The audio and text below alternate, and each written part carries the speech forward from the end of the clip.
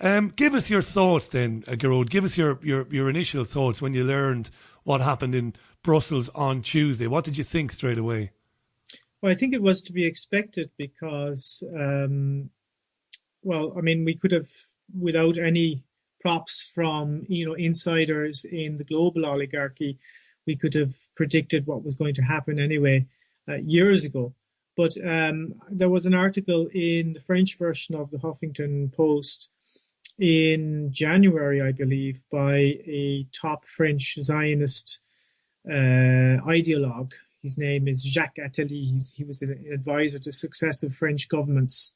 And he's definitely, he sits very much at the top of the pyramid in the French political elite. And he wrote an article saying that 2016 was going to be a lot worse than 2015 in terms of terrorism, that terrorism was going to get out of control, that Europe was going to be inundated with all kinds of problems to do with terrorist attacks, that the security services were not going to be able to deal with it, and so on. And at the same time, that there was the mass migration into Europe was going to accelerate as well. So that you were going to have a massive increase again in the influx of people from the Middle East in particular, but also from, I guess, right across the African continent into Europe in 2016, and with an increase in terrorism, that terrorism was going to get out of control, and there was going to be no end to the wars, such as the war in Syria. And all of the other wars that are pretty much ongoing, like the war in Iraq, which never really ended, the war in Libya, which never really ended because these wars are ongoing. These are kind of permanent wars, if you like. They're fires that have never been put out.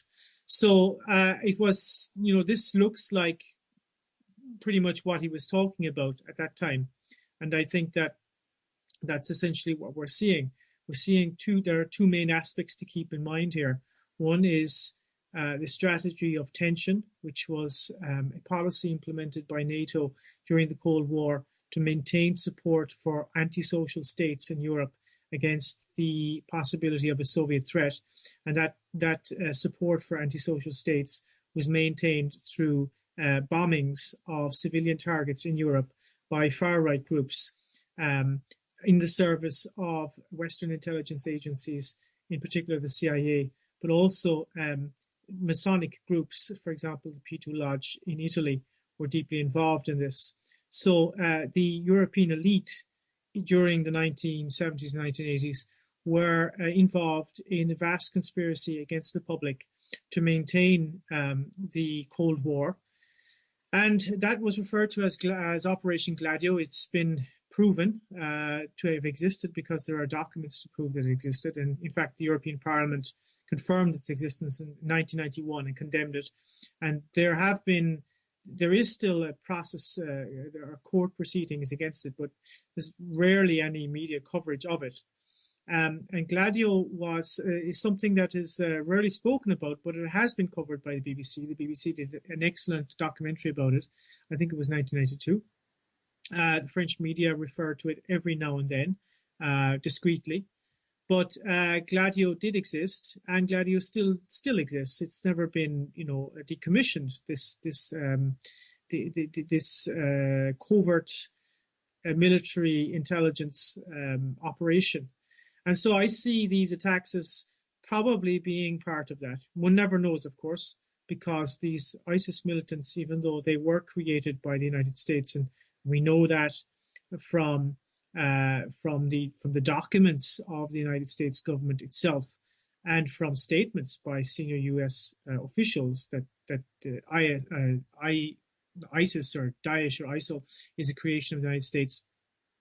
But we have, I think that there are strong indications that Gladio as a geopolitical strategy by NATO has never been disbanded, has never been decommissioned, and that what we're seeing is an escalation of that, bearing in mind that there is a global war going on, and that is concentrated in the Middle East right now, in Syria, but that is spreading out from Syria into other countries like the North Caucasus, into Central Asia, and so on.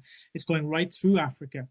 And this is a colonial war for resources. It's a colonial war of conquest for the richest and most important regions in the world by an oligarchy, crushing the laboring masses, crushing the working class in Europe through austerity. What would you expect from such people? Yeah. They have absolute contempt for the public. They have absolute contempt for ordinary people. And people need to wake up, because, the more they buy in to their lies and their media propaganda campaigns, the more ordinary people suffer.